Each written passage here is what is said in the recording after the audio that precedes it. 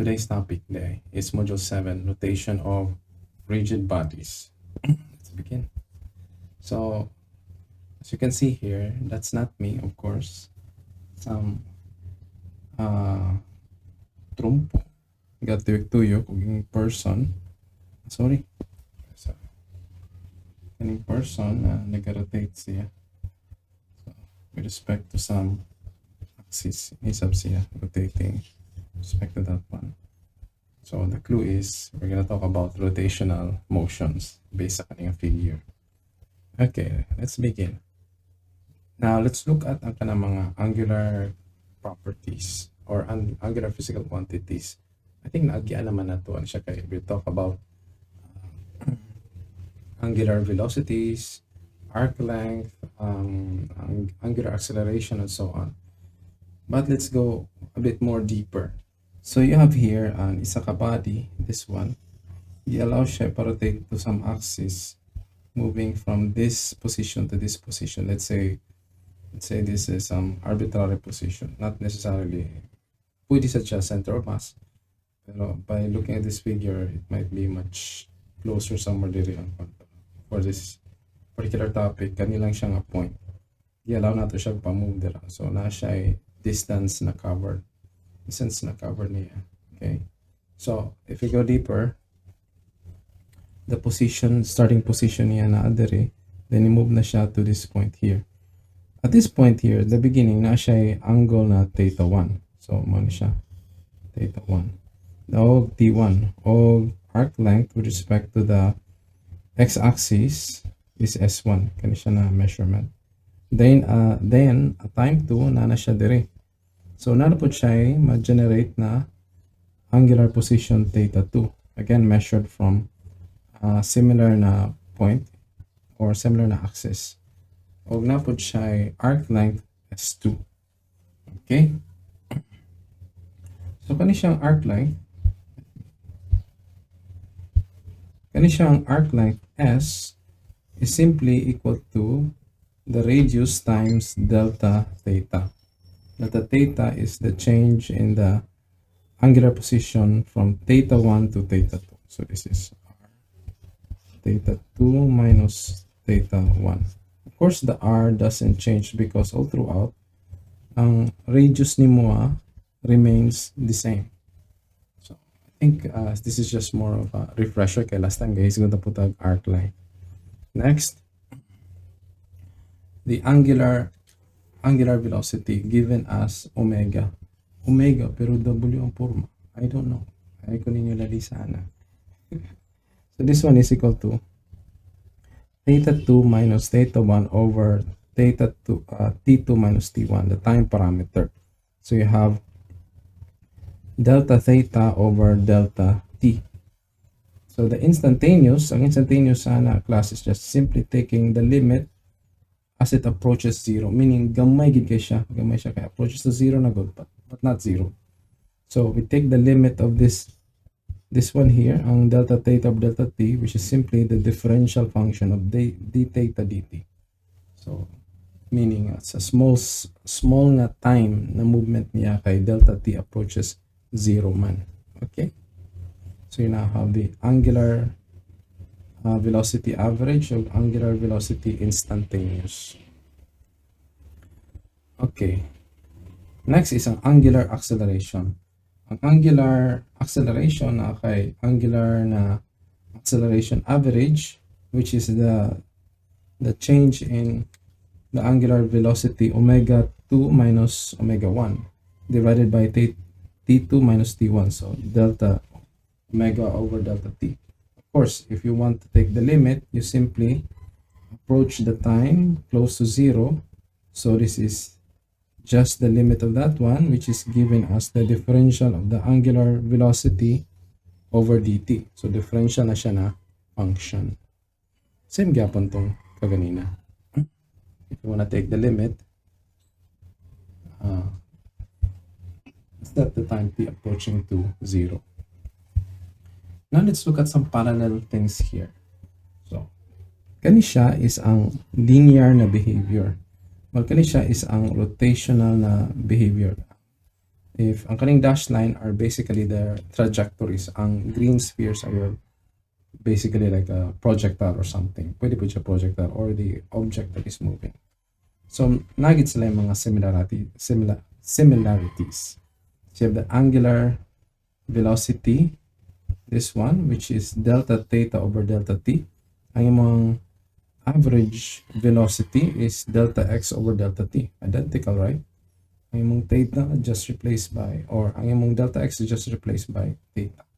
Ang theta dire is normally taken as in radians. Next is ang average acceleration.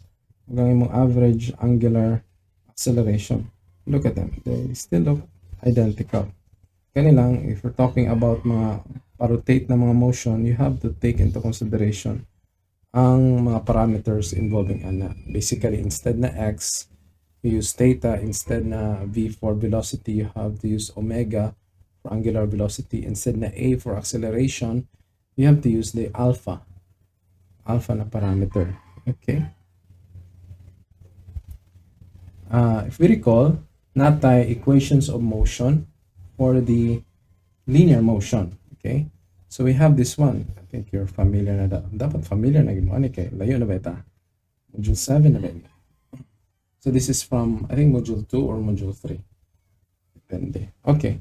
So na siya yung mga certain qualities na magamit nimo, like for example this one, absent siya og x naught, so you can use that one if ang given lang is final velocity, v naught x, and acceleration at time. So ang counterpart ana niya is like this. See?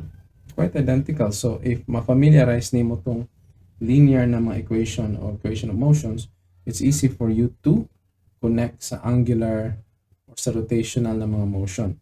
Same gihapon. Quite identical na kay mga angular velocities, acceleration and time, o kani gihapon absent. So you can use, if you need that one, you can use either kani siya na mga expression. So that has theta, and just look at unsay mga missing na mga parameters, which it again, like sa katong linear motion, magdepende siya sa problem unsay ang given o unsay ang scenario. Okay? So, let's relate ang linear o rotational motion. Yes, rotational motion siya, pero na siya mga linear na mga parts. For example, kaning V tangential. Ang V tangential is simply means ang velocity tangential to the trajectory. So kung naadiri ang particle or ang object, ang iyang tangential velocity would be here. Okay? So this tangential velocity is a linear na type. So if we recall ang expression for the arc length, S is equal to r theta. If we take the differential of that one with respect to time, ds d over dt, so this becomes ds over dt, which is the velocity tangential. Ang r ma-factor out kay ang r doesn't change over time, only the angular position, so it becomes d theta over dt, which is omega. So this is the linear part, kaning v tangential, o kani siyang rotational part niya. Okay. So we have to recall first ang radial acceleration, how it was derived. It was derived by comparing the angles delta theta na relation, because these angles tells us that they are the same. Ang imuhang magnitude sa imuhang arc length over the radius is proportional to the change in velocity over the velocity tangential, and that means you can rewrite that one as delta v is equal to delta s times v over r, and with delta v we can substitute back here sa a radial expression, so that becomes vr and delta s over delta t. Okay, and delta s over delta t is equal to just v. So mahimo siya og v squared over r. And this expression is what we call the radial acceleration expression, which is r omega squared. R omega squared. Okay. We need that one because we're gonna use it here. So this is how it is called the centripetal or the radial acceleration, meaning kani siya na part ang gi-solve nato earlier. And the other one is the tangential acceleration, which is just the differential of v tangential with respect to time, which is d omega dt is equal to r alpha. Okay, and this tangential acceleration, na linear, is this one. Now, this acceleration is simply given by the quadratic expression that a is equal to the components niyan, which is a tangential plus a radial. Yang x and y basically. Because more man siya gingani with the class.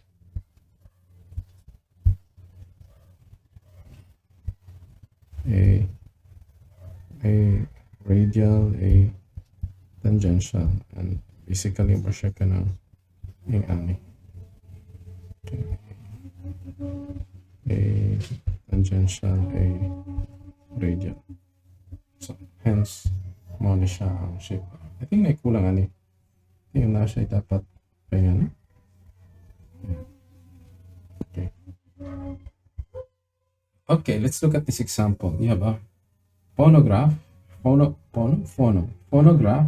record rotates at 33.33 RPM, which is revolutions per minute. Find its angular velocity in radians per second and the speed of at a 0.5 centimeter from the center. So the angular velocity nimo is 33.33 revolution per minute. Okay, let's go. So first we convert in terms of radians per second. So how do we do that? So 1 rev is equal to 2 pi radians. So we multiply that one by 2 pi, and minutes man siya. So 1 minute is equal to 60 seconds. So we multiply 33.33 by 2 pi divided by 60. Okay. Check.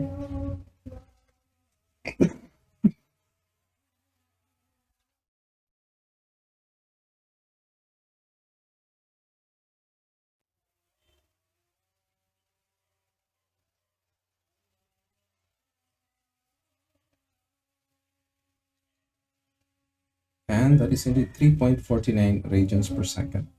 Then, to find the speed at the 0.5 centimeter, we use the expression for the tangential is equal to r omega. So we know this one from here, and this one is the 5 centimeter. So times 0, and it's 0.9, and that is correct. Okay, class. Ako lang gina-calculate balik class kayo sa masayog ko. Calculate lang po ninyo kayo kasi mutuo lang mo without checking. Okay. Next sample is that a record in problem earlier starts from rest. And accelerates with a constant angular acceleration of 33.33 RPM. To find in 2 seconds. Okay, find the angular acceleration and the angle turned through in degrees and in revolutions. So nag-start siya at rest, so omega naught, just like itong velocity naught. So the naught means start niya, so it's 0.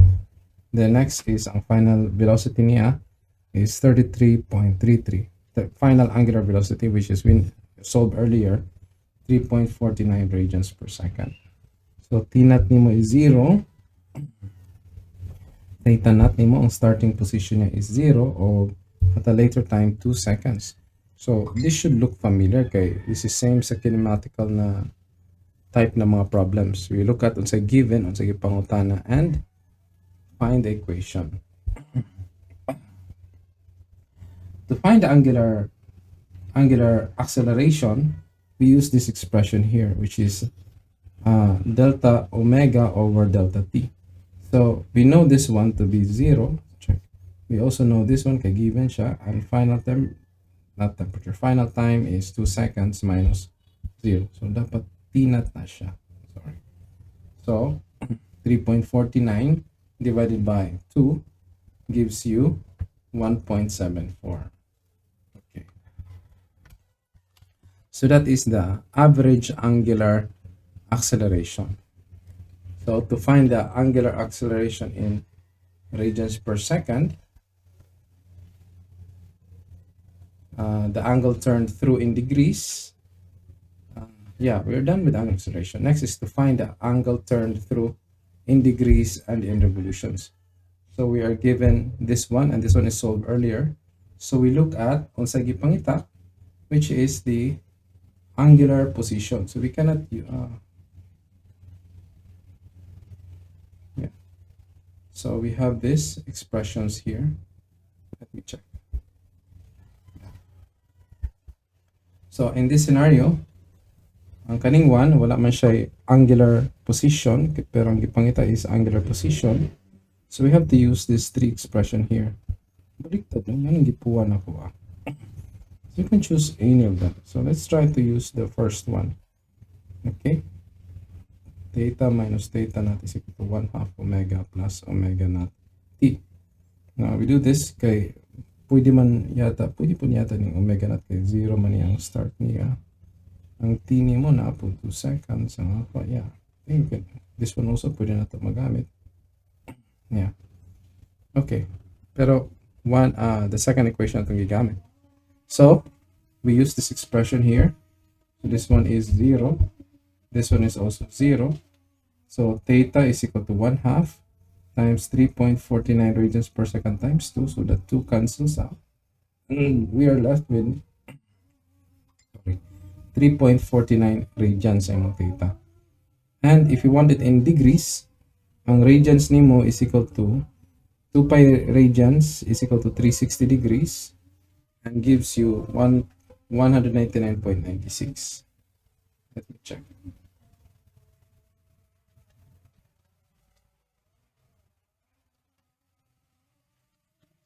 And that's right. And if you want it in revolution, ang 3.49, ang 1 revolution is equal to 2 pi rad. So 3.49 times 1 divided by 2 pi.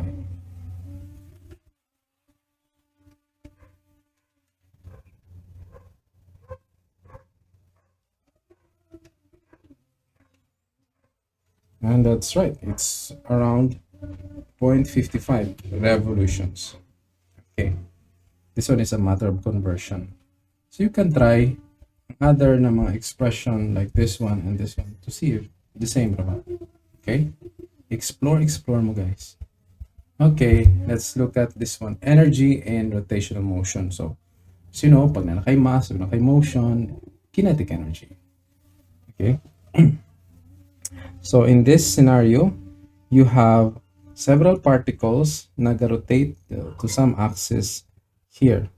So nag-rotate siya. So let's say you have the ith particle. Actually, pwede po siya nth particle, pero okay lang. Siya bahala sa kinabuhi. So remember, the kinetic energy expression is equal to 1/2 mv squared.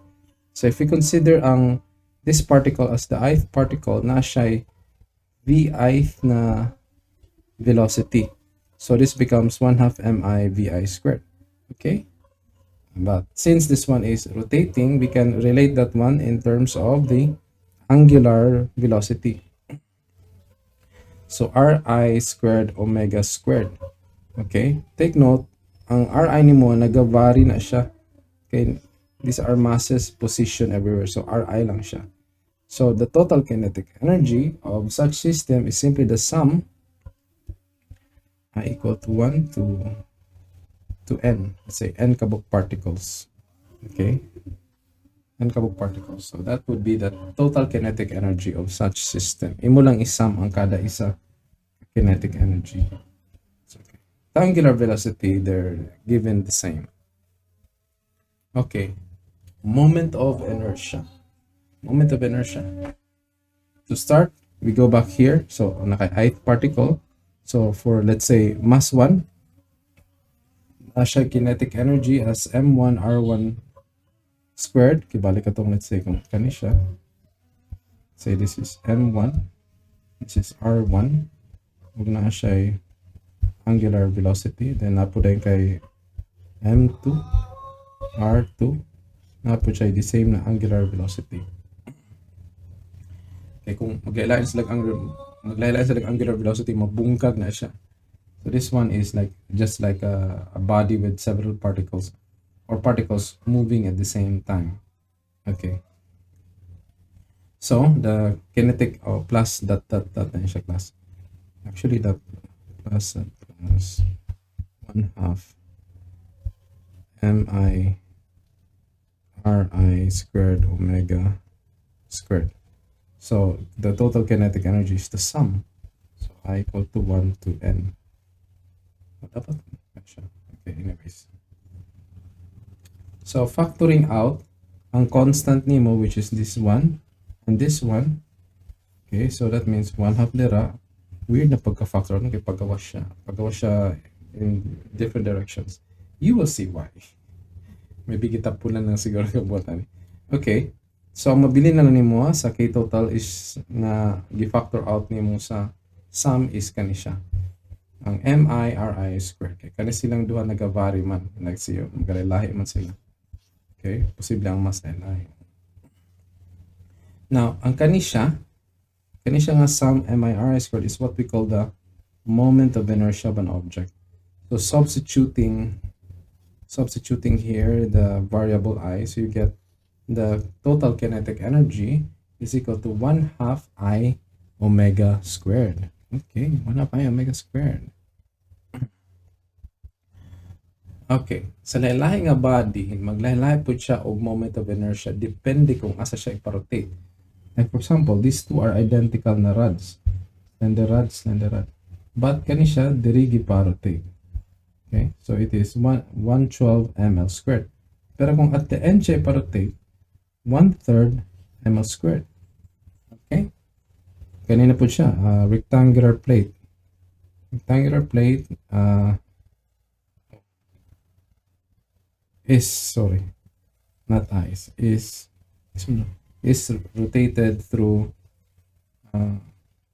its center. Kani siya. So this one would be the moment of inertia, where m is the total mass, a and b are the dimensions.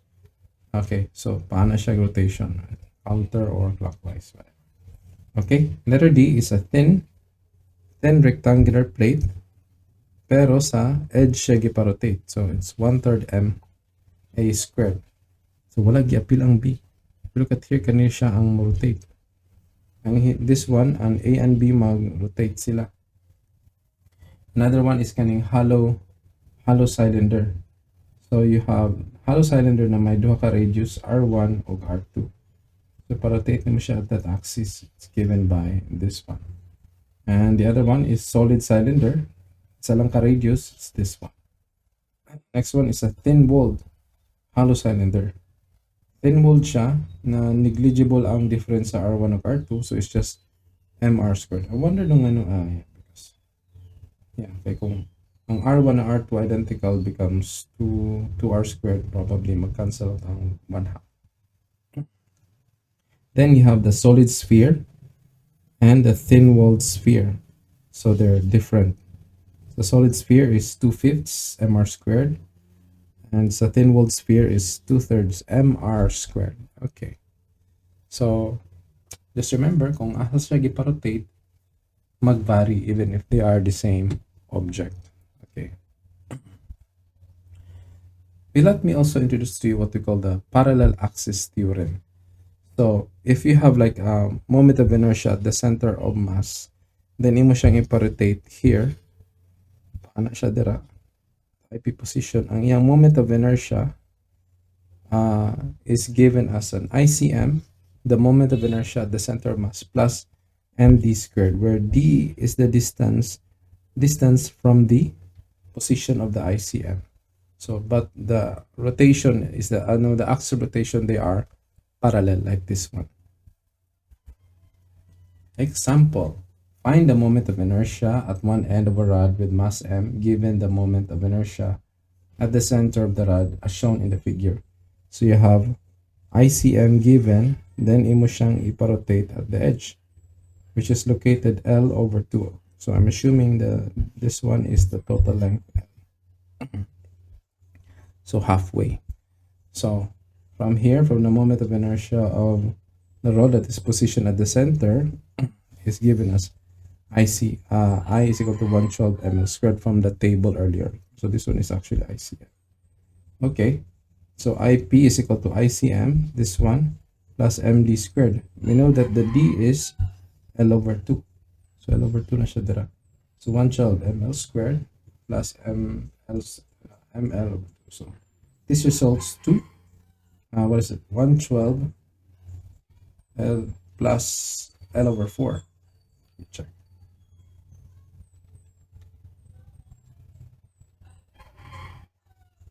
Yep, it's 1/3. Because this becomes, okay, squared mo na siya, it becomes L squared. Okay. Okay, goods na daw. So, if you have mass distribution, continuous mass distribution, like kanang mga wires, or kanang, you can also have volume distribution, like mga regular shapes ni mo and so on. So we use an integral function, like for a linear, R could be like something like this. Then a volume distribution, you have this one. Go back to the linear distribution, is R squared dm.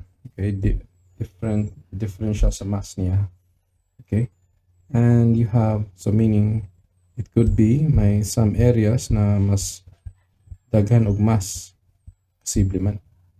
And volume distribution is given as I R squared density dV. Of course, the volume varies, so it could be something like this. So assuming that one, so it could be some section, maglahi ang size sa imong volume. So if density is uniform, you can factor it out. So you're left with R squared dV. So mano siya ang moment of inertia for continuous mass distribution. Example: an airplane propeller is rotating at a constant angular velocity of 1,900 revolutions per minute. Compute the propeller's angular velocity in radians per second, and how long in seconds does it take for the propeller to turn through 35 degrees? Ooh, it's a plane. Let's check. For letter A, compute the propeller's angular velocity in radians per second. Simply, ato lang siya i-convert. 1,900. So 1 rev is equal to 2 pi radians over revolution. So this cancels out. And minutes is just equal to 60 seconds. And you are left with 199 radians per second. That's your angular velocity there. The next one is how long in seconds does it take for the propeller to turn through theta equal to 35 degrees. Okay, so let's look at some expression here. Can we use number one? So we don't have angular acceleration, no. What else? Okay. Number two, the same reason. Oh, because of the angular acceleration. So we are left with this one, second equation. Okay, using the second equation, we have this, and so from here, ang time parameter atong kinahanglan. So ang 2 nimo is i-cross dira, so 2 times the difference of the angular position, then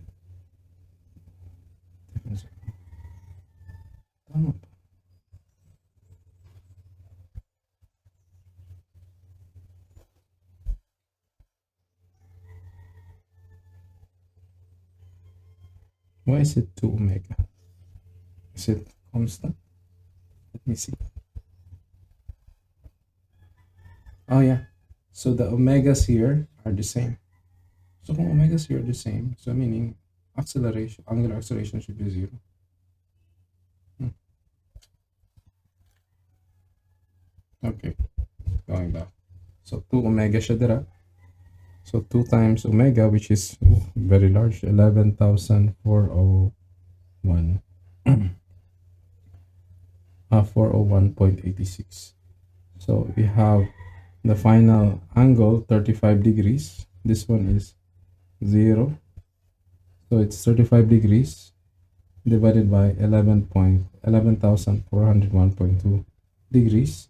So you are left with 3.10 times 10 to the negative 3 seconds. Sakto ba? 35 divided by. Yep, and it's times 10 to the negative 3. So that is milliseconds. Very fast. 3.1 milliseconds. Okay, again, another example here. An airplane propeller is 2.08 meters in length from tip to tip and has a mass of 117 kilograms. The propeller is rotating at 2,400 rev per minute about an axis through its center. What is its rotational kinetic energy? Treat the propeller as a slender rod. Okay, if it were not rotating, how far would it have dropped in free fall to acquire the same kinetic energy? Oh, okay, that is strange. So we're given the length, the mass, and the angular nimo na velocity. So 2,400 rev per minute, it's now converted to radians per second for ease. And of course, what is this? This one here. It's treated as a slender rod. Slender rod, okay. So what is the rotational kinetic energy? So we treat the propeller as a slender rod. For slender rod rotating about its center, so you have this function ICM is equal to 112 m L squared. So rotational kinetic energy NEMO, where's my pen? So you have 1 half I omega squared. So I is the ICM, so it's this one, this function here. So it's ml squared omega squared. Okay. So what are we? Okay, so we have 1 over 24 times 117 times 2.08 to the power of 2, 251.33 to the power of 2, and we are left with a very huge number. It's this one, somewhere around that number. So this one is already is like 1, 2, 3, 4, 5, 6. So 6 is a megajoules. It's megajoules. Okay, let's move on. So the second step, if it were not rotating, how far, not second step, but the second problem, would it have to be dropped in free fall to acquire the same kinetic energy? Take note, massive kitong kinetic energy niya. So we use this expression here. Ang imuhang potential energy is equal to the K rotational. We need potential energy kay how far up man. So mgh, ang h atong kinahanglan. So h is equal to K rotational over mg. So okay, as I said, ang kinetic energy massive kay 1 million. So we divided by mg, and we are left with h is around 1,161.92 meters. Ingana ka taas. Next is the third sample. So you have 3 masses are attached to a connecting massless rod. So you have MA, MB, and MC. Some lengths ni mo dayon. Letter A, find the moment of inertia about an axis coinciding rod BC. Coinciding rod BC. Okay, where is that?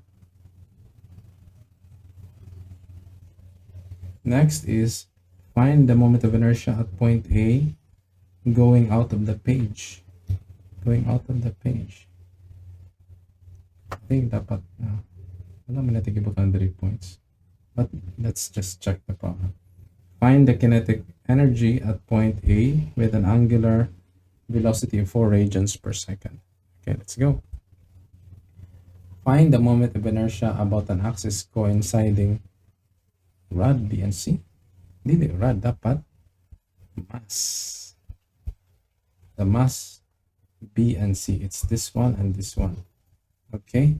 So meaning, ang moment of inertia, imoha, or this one is simplified into this figure here. So you have mass A, mass B, and mass C. So if it's intersecting that one, meaning iparotate nimo siya dira. So ang distance, ang RC nimo ag RB is 0 kay intersecting man. Okay? So what happens? So for letter A, which is ang equation nato for a multi-body problem, is simply equal to this one. Moment of inertia is the sum of mi ri squared, which is given as tuluman ni siya kabuk, MA, MB, and MC. Kanay sa ani kay mohang B and C, mass B and C are within the intersection sa rotation niya sa axis. So ang radius nila 0. So we're left with mass A, which is nadre gawas sa imuhang kuan rotation. So 0.3 times 0.4, 0.4 squared. Check na ito. Yeah, that's correct. That is for letter A. Okay, next, find the moment at a point A. The point A going out of the page. So dili at a point. Point on mass A. So going out of the page. So pagawa siya. So this one. This is pointing forward kaning red. So meaning, kung imo siyang i-tilt, tilt nimo siya by 90 degrees, inganing naong niya. So dira siya mag-rotate. Ang imong MC and MB. So clearly, since ang imong mass A naa sa point of rotation, ang yung radius A would be 0. So going back to the expression again here, it's ang imuhang mass B and C are separated by a distance of 0.4 with respect sa axis of rotation, ug RB nimo is 0.5. Ang imong RA is of course 0. So you are left with this 2. So that is, check, 0.5 times 0.1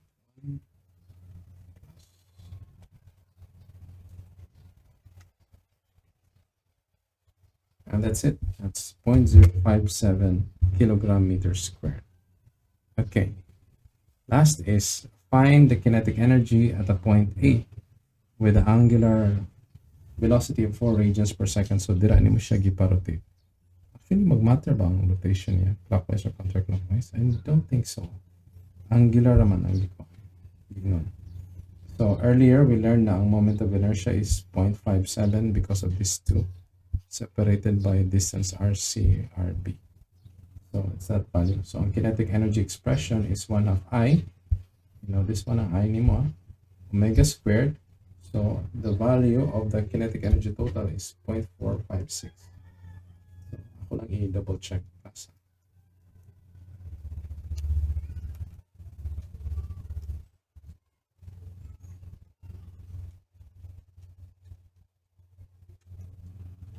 Okay, that's true.